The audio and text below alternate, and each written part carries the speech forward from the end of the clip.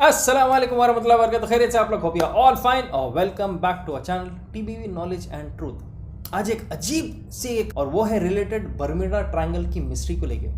इससे पहले भी हम एक वीडियो बनाए थे बर्मुडा ट्रायंगल के बारे में, क्या क्या होते रहता है वहाँ पे तमाशा। लेकिन ये स्टोरी की खासियत है कि एक रियल प्लेन का पायलट जो सर्वाइव करा इसके थ्रू, उन्हें क्या क्या देखा, बहुत ही अजीब किस्म की कहानी है। और देखते हैं आगे वीडियो में क्या क्या हुआ उन्हें जब प्लेन उस पाथ के थ्रू चला था। सो फिर let's start with the video.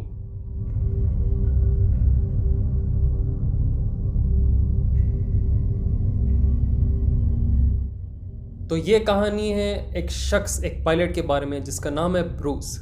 ये वाक़या हुआ था दिसंबर 4, 1970 के दिन। 3 लोग एक प्लेन में ट्रैवल कर रहे थे और वो प्लेन था बीचक्राफ्ट बोनांजा सिंगल एयरक्राफ्ट। और यहाँ पे ब्रूस पायलट, उसके डैड और एक बिजनेस पार्टनर, 3 लोग ये प्लेन में ट्रैवल कर रहे थे। अब हैरानी की बात ये है कि ब्रूस को जाना था बहामास से फ्लोरिडा। तो जैसे ही ब्रूस बहामास से फ्लोरिडा के लिए टेक ऑफ किए और ट्रैवल कर रहे थे, तो बर्मुडा ट्रायंगल का जो एक स्ट्रेच है उसके लाइन के थ्रू इन्हें पार करना था। मतलब एक तरीके से बर्मुडा ट्रायंगल के बॉर्डर की लाइन से ट्रैवल करते हुए जाना था। अब यहाँ पे क्या क्या हुआ ब्रूस के साथ, वो आगे आप सुन के बहुत परेशान। तो बर्मुडा ट्रायंगल का एक पाथ है प्यूर्टो रिको टू मायामी, और ब्रूस का भी पाथ ये था सेम।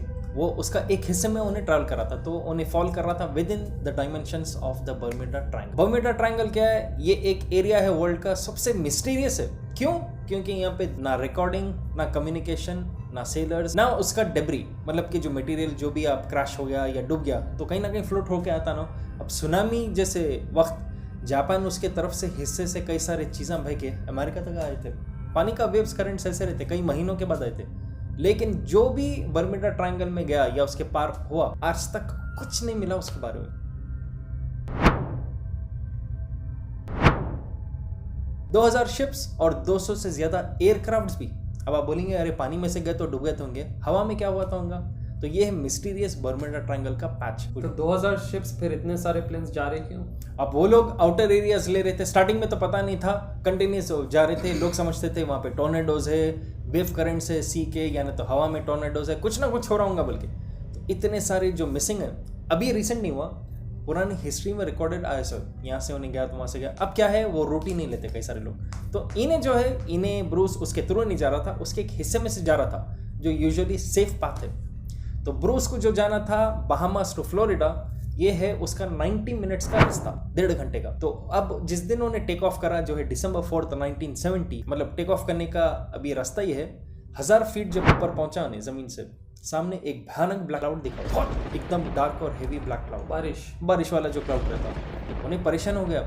क्यों बोले तो इन्हें जो स्पीड से जा रहा, वो स्पीड से क्लाउड करीब आता, लेकिन वो क्लाउड इतना जल्दी बढ़ा था साइज में कि इन्हें परेशान हो गया कि स्पीड मेरी तेज है या क्लाउड मेरे तरफ आ रहा। तो कुछ भी नहीं, फिर भी ये लोगों में क्लाउड्स तो आम बात है, उसके थ्रू फ्लाई हो गया। इन्हें झटके पड़े, टर्बुलेंस पड़ा इसको, उसके थ्रू फ्लाई होके चलेगा। अब आगे जाते जाते इन्होंने जैसा पाथ ले रहे थे ऊपर हवा का, उसके बाद 11,500 फीट पे जब ब्रूस देखा तो सामने इतना ह्यूज ब्लैक क्लाउड दिखा। जो पहला वाला था वो बच्चा था, कहते उसका आगे इतना ह्यूज था, लेफ्ट टू राइट एकदम हेवी, टॉप टू बॉटम। जो लोग ट्रैवल करते वो लोग अंदाजा उनको रहता कि क्लाउड्स ऐसा एक है तो उसके बाजू से कट मार के नहीं निकल सकते। ऐसा क्लाउड के थ्रू जाता, क्लाउड के थ्रू ही प्लेन जाता, क्योंकि नेविगेशन आप देख के नहीं, इंस्ट्रूमेंट्स के थ्रू कभी पायलट्स करते हैं। तो इसका भी वैसी था, 11,500 फीट पे मैसिव ह्यूज क्लाउड। और परेशान क्यों हुआ ब्रूस?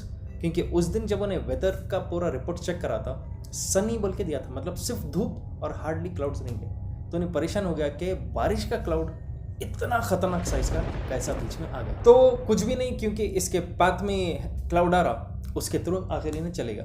और जाके अब यहाँ से इसकी परेशानी शुरू हुई।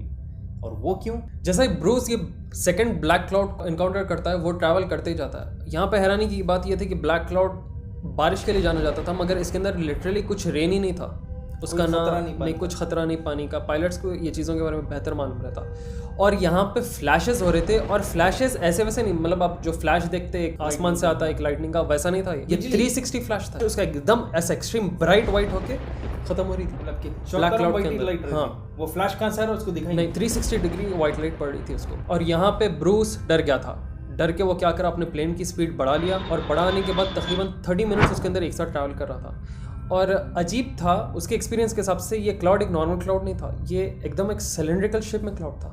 मतलब एक होल के अंदर वो ऐसा जा रहा था, वो होल खींच रहा या होल के अंदर वो जा रहा, सिलेंड्रिकल शेप में था वो पूरा, और इतना लंबा कि आप पूछो मत। ब्रूस ट्रैवल करते करते एकदम बहुत ज़्यादा परेशान हो गया था। फाइनली वो उसके एंड तक जब पहुंच रहा था तो वो एक चीज़ गौर करा कि ये जो ब्लैक में से अब वो एंड की तरफ आ रहा था वो वाइट हो रहा था। मतलब ओपनिंग है एक हिस्से में। ओपनिंग अगर एक तरीके से देखा तो कोन कैसा रहता है, एक बड़ा सर्कल होते होते छोटा पतला कोन बनता ना, तो वहाँ पे एक छोटा सा सर्कल ओपनिंग है। तो वो बोला चलो मैं एग्जिट करूँ ये चीज़ को, तो वो प्लेन को वो दिशा में एक साथ एक ही स्पीड में लेके जाते रहा। इतनी बड़ी हैबत की चीज़, ब्लैक क्लाउड जो आप कभी एक्सपीरियंस नहीं करे और ऐसे सडन फ्लैशेस। ब्रूस के हिसाब से ये प्लेन को कंट्रोल नहीं कर रहा था, कुछ एक्सटर्नल फोर्स थी जो ये प्लेन को एक तरीके से वो चीज़ के तक ड्राइव करते हुए लेके जा रही थी। मतलब कुछ मैग्नेटिक फील्ड था वहाँ या क्या इलेक्ट्रिक एनर्जी थी जो एकदम पुल कर रही थी वो चीज़ को, इसलिए प्लेन भी वो तरीके से जा रहा था। तो इंस्ट्रूमेंट्स रहते नेविगेशन के, पायलट्स जो फॉलो करो तो काफी था ना, जो पायलट्स के नेविगेशनल रहते हैं ना इंस्ट्रूमेंट्स लगे हुए प्लेन के अंदर, वो पूरे मैल फंक्शन हो रहे थे। मतलब ऐसा इलेक्ट्रोमैग्नेटिक फील्ड था कि वो कंपास बता ही नहीं सक रहा था कि मैप में वो कहाँ जा रहा है कैसा। बस ये एक होल की ओपनिंग दिखी तो ये उस तरफ वो तेज से ट्रैवल करते रहा। फाइनली ब्रूस जब वो छोटे सर्कल से एग्जिट कर देता है तो उसको एक मिस्टी सा हेज मिलता था, मतलब एक तरीके से ग्रे स्मोक, वो ग्रे स्मोक के थ्रू वो एग्जिट करते जा रहा था। बस उसको राहत मिल गई, वो चलो ये इतने खतरनाक चीज़ से तो मैं एग्जिट कर दिया। बाहर आने के बाद एक अजीब से धुएं में वो आके वो चीज़ को पार कर। इसके आगे क्या हुआ, तो जैसा मिस्टी हेज के बाहर क्लियर स्काई में आ गया ब्रूस, सबको राहत मिली। उनके वालिद साहब और जो बिजनेसमैन थे, पूरे जो बौरान थे, ये लोग एकदम सुकून में आ गए कि चलो फाइनली वो क्या था समझ नहीं आया वो लोगों को, क्योंकि जो फ्लैशेस थे सिर्फ स्टार्टिंग में नहीं थे, पूरे थ्रू आउट होते रहे थे फ्लैशेस, और एक खतरा पानी का भी नहीं विंडशील्ड पे। ब्लैक क्लाउड में गए तो कैसा भी पानी रहता उसके ऊपर। जब बाहर निकला ब्रूस, टाइम अपना चेक करा, तकरीबन 40 मिनट्स के करीब उन्हें ट्रैवलिंग टाइम उसका हुआ था। 30 मिनट क्लाउड में से और बाकी 10 मिनट आगे पीछे का ऐड करने। तो जब उन्हें डिस्पैचर जो रहता, ग्राउंड कंट्रोल जो रहते एयरपोर्ट वाले, उनको उन्हें कॉन्टैक्ट करके बोला मायामी एयर स्पेस को कि कितना डिस्टेंस है, मेरे को एक बार सेट करो कितनी दूर हूँ मैं अभी। तो वो कंट्रोलर चेक करा जब ग्रीन स्क्रीन पे, उन्हें बोला आप ऑलरेडी मायामी के ऊपर है, आपको नेविगेशन में सेट कर देता हूँ एयरपोर्ट पे लैंड करने। टाइम ट्रैवल हो गया था। तो 47 मिनट्स ट्रैवलिंग टोटल था ब्रूस का, जबकि एक्चुअल रियलिटी में ट्रैवलिंग टाइम कितना था उसका, 90 मिनट्स। तो हैबत में भगाया ना उन्हें बीच में। वही तो है, maximum speed 300 kilometres per hour ये प्लेन की है, उससे ज़्यादा स्पीड जा भी नहीं सकती। तो 90 मिनट का 47 मिनट्स में वो डिस्टेंस ट्रैवल करना इम्पॉसिबल था प्लेन के लिए। ब्रूस बौरान हो गया कि कैसा 30 मिनट कम टाइम में उन्हें ये डेस्टिनेशन पे पहुंच गया। फिर भी वो लोग एयरपोर्ट पे उतरे, लैंड कर लिए, अपना प्लेन हैंगर में लगा दिया। वहाँ से वो निकल के सीधा पहले फ्यूल चेक करा कि फ्यूल कितना यूज़ हुआ, क्योंकि एक आदमी को अंदाज़ा रहता उसके डिस्टेंस के हिसाब से आपका कितना फ्यूल टैंक यूज़ होना चाहिए। यहाँ पे उन्हें सिर्फ टाइम के साथ नहीं, फ्यूल टैंक देख के भी शॉक हुआ, क्योंकि जितना फ्यूल उसको यूज़ होना था डेस्टिनेशन पे पहुँचने के लिए एक्चुअल उस सिर्फ हाफ यूज़ हुआ था उसका फ्यूल। तो उन्हें ये शॉक में आ गया कि सिर्फ टाइम ही कम नहीं हुआ, फ्यूल भी आधा कैसा यूज़ हुआ, मैं कैसा इतनी जल्दी अपने डेस्टिनेशन पर पहुंचा। कुछ गड़बड़ है अगर देखा गया। कुछ गड़बड़, वो बादल का गड़बड़ है। अगर आप बोलेंगे क्या ब्रूस को चलाने नहीं आता था, कोई ऐसा उन्होंने कटा मार के कहीं से घुस गए करे, ब्रूस बचपन से ही टीनेजर पीरियड से एक्सपर्ट पायलट था। फ्लाइट्स उसके कई आवर्स उसके फ्लाइट टाइम था, मतलब कि he is an expert pilot. और जो रूट उन्हें लिया था वो शॉर्टेस्ट रूट है उसको डेस्टिनेशन पे पहुंचने, उससे छोटा कोई और रास्ता ही नहीं था। फिर कैसा उतने रास्ते में उसके हाफ टाइम में उन्हें वहाँ पे पहुंचा। ये कंफ्यूज होके उन्हें सीधा कई सारे प्रोफेसर्स और साइंटिस्ट को अप्रोच करा, अपना एक्सप्लेन करा सिचुएशन।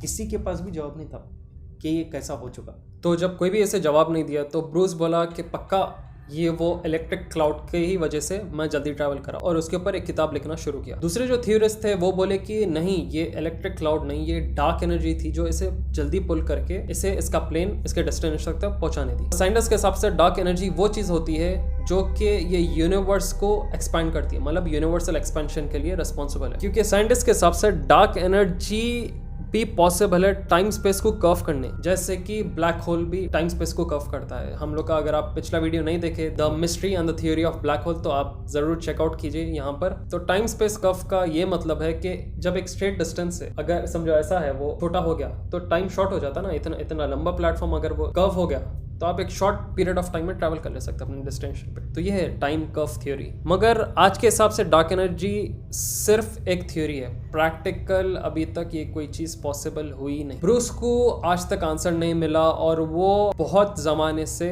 साइंटिफिकल थ्योरी पे डिपेंडेंट। मगर ब्रूस को ये एक चीज मालूम हुई जो कि बहुत ही शॉकिंग है, और सिर्फ उसी दिन ये चीज हुई। अगर आप गौर करेंगे सन के जो टेलीस्कोपिक जो वीडियोस रहे, और वो ये है कि सन के ऊपर 84 सनस्पॉट्स उस दिन बर्स्ट हुए। तो आप गौर करेंगे सूरज के ऊपर छोटे फ्लेयर्स बर्स्ट होते रहते, जिसको सनस्पॉट बोलते हैं। ये अंदर बर्स्ट होते रहता, जो रिएक्शंस होते रहते सन के ऊपर। और उसी दिन इतने ज्यादा सनबर्स्ट हुए थे, एक सेकंड में 700 किलोमीटर की स्पीड से सोलर विंड्स वहां के बर्स्ट हो रहे थे, जो मैग्नेटिक रेडिएशंस उसमें फुल रहे। और आपको मालूम होना चाहिए रोज डेली सूरज के बर्स्ट से होते रहते, और जब अर्थ के करीब आते तो अपना जो ओजोन लेयर है, मैग्नेटोस्फीयर है, ये पूरे इफेक्ट होते रहते। ओजोन उसको बचाते रहता हमारे को चीज़ से, मैग्नेटोस्फीयर जो है वो थोड़ा बैलेंस कर लेता हो चीज़ को। अगर ये चीज़ें नहीं रहते तो आपका हर एक सेकंड हर इलेक्ट्रॉनिक उड़ते ही रहता था, मैग्नेटिक रेडिएशन आउट होता था, वो सब खुदा की कुदरत। और ब्रूस उससे ये समझ गया, ये डेटा जब लेके गया था उन्हें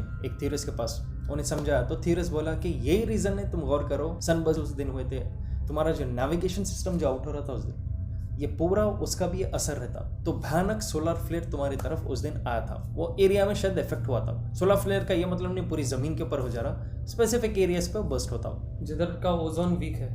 ओजोन वीक नहीं, बस वो डायरेक्शन वही था, वो किस्मत उसकी वो डायरेक्शन में था। तो ये चीज़ को देख के साइंटिस्ट बोलते कि नहीं हो सकता कि उस दिन शायद टॉर्नेडोज आए थे, वो थोड़े अजीब किस्म के क्लाउड्स फॉर्म हुए थे होंगे, जिसकी वजह से स्पीड इतनी हो गई थी कि इसको उठा के फेंका गया आगे क्लाउड में, समझ गया, पुश एयर से पुश इसको मिला होगा। तो लेकिन ब्रूस बोलता है कि इम्पॉसिबल है भाई, पुश मिलने से 1-2 मिनट आगे बढ़ सकता हूँ मैं, 30 to 35 मिनट्स कैसा इतनी जल्दी पहुँच जाता हूँ। वैसा रहता था, और भी दुनिया में लोग रहते थे जिनको पुश मिलता था और आगे ये लोग पहुँच जाते थे।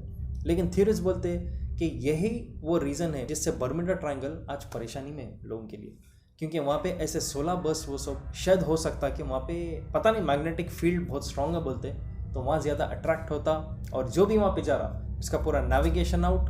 और जब मैग्नेटिक फील्ड रेडिएशंस वो सब ज़्यादा रहते तो वहाँ पे टॉर्नेडोज भी आते, बादल भी अजीब फॉर्म होते, एक ऐसा जा रहा है एक ऐसा जा रहा है, चौतरफ समझ गए, जैसा इंडिया की ट्रैफिक रहती है अपनी, चौतरफ पूरे क्लाउड्स जाते रहते, विंड्स भयानक रहते, मैग्नेटिक रेडिएशंस हॉरेबल रहते, और उसमें प्लेन्स खुद ब खुद क्रैश हो जाते और पता नहीं ऐसा अंदर डूब जाते, क्या है नो आइडिया। तो वही बोलते थ्योरिस्ट के वार्म होल या वार्प जो बोलते हैं, डार्क एनर्जी जो था, जो अपने मूवीज में बताता देखो हॉलीवुड के, और गौर करो आप फिक्टिशियस दिखता आपको, लेकिन वो लोग बहुत कुछ ये लोग स्टडी करके बनाते। तो उसमें बताता देखो रॉकेट तेज जाके एकदम गायब हो जाता, फिर दूसरी तरफ एक अलग गैलेक्सी में जो निकलता।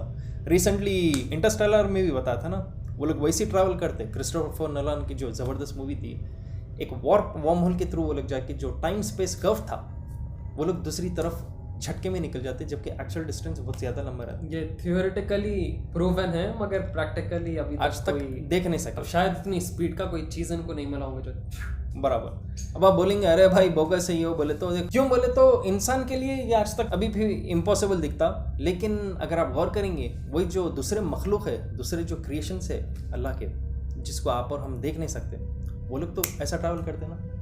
गौर करो, यहाँ से वहाँ से यहाँ झटके में जो जाते, कुछ ना कुछ तो होगा, कुछ ना कुछ तो रीजन होगा। और उनका पोर्टल से करते, और पोर्टल्स के थ्रू ही करते, पोर्टल्स अजीब अजीब चीजें हैं भाई, अनसीन के। अब सिंस हम लोग वहाँ तक साइंटिफिकली एडवांस नहीं हुए, हम रिजेक्ट नहीं कर सकते थे, हो सकता हो हम शायद वहाँ तक नहीं पहुँचे, क्योंकि एक जमाना था जब बोलते थे मतलब इतने पीरियड में ट्रैवल कर लेंगे, ये कर लेंगे, अरे दीवाना है 100 साल पहले, 200 साल पहले। अब प्लेन देखो, प्लेन भी आया तो प्लेन के एडवांस वर्जन और जल्दी पहुंचा रहा आपको। बिल्कुल। तो ये पता नहीं ये ब्रूस जो पायलट है ये वाकई उसकी रियल स्टोरी थी या नहीं। वैसे भी यूजुअली अगर कोई झूठ बोला तो उन्हें पब्लिसिटी चाह के पैसे, मगर इतने फैक्चुअल चीज़ें तो आगे नहीं आ सकती। ये आदमी सिर्फ बुक लिखा, उसके बाद खामोश बैठ गए ना। क्यों? क्योंकि उन्हें रियल लाइफ एक्सपीरियंस था, उसको कैश बनाना नहीं था, ना फेम होना था। उन्हें अपना एक्सपीरियंस लिख दिया, उसके बाद साइंटिस्ट इसको बात दबा दिए, क्या है नहीं, नो आइडिया। तो ये था एक अजीब सा मिस्टीरियस किस्म का एक सर्वाइवर की स्टोरी, एक पायलट की स्टोरी जो बर्मुडा के एक कोने के पैच से गुजरकर जिंदा बचा। तो ऐसे सोचो वो हजारों शिप्स और प्लेन्स क्या क्या देखे थे होंगे वो वक्त, उन लोग तो क्या हॉरिबल फेस से गुजरे होंगे वो लोग, क्या हुआ था होगा, नो आइडिया अबाउट दैट। तो गाइज ये थी video the survivor of the Bermuda triangle की ब्रूस पायलट के बारे में। इस वीडियो को आप ज़्यादा से ज़्यादा शेयर करिए व्हाट्सएप, फेसबुक और इंस्टाग्राम पर। सब्सक्राइब करिए हमारे चैनल को अगर आप नए हो तो। कमेंट करिए नीचे कि आप ऐसे और इंटरेस्टिंग टॉपिक्स क्या देखना पसंद करेंगे। इंशाल्लाह हम फिर आएंगे एक नई वीडियो के साथ। हमें दुआ में याद रखिए। Till then take care and मास्सलामा।